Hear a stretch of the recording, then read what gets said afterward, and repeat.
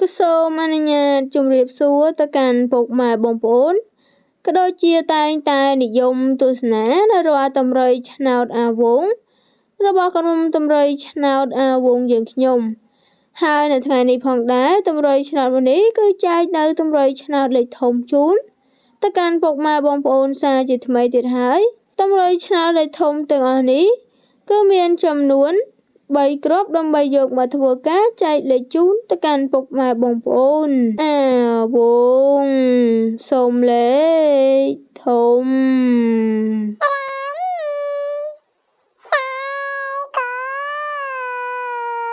អាវងសូមលេខធំ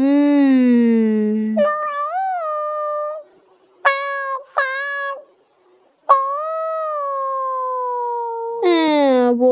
ងសូមលេខធំ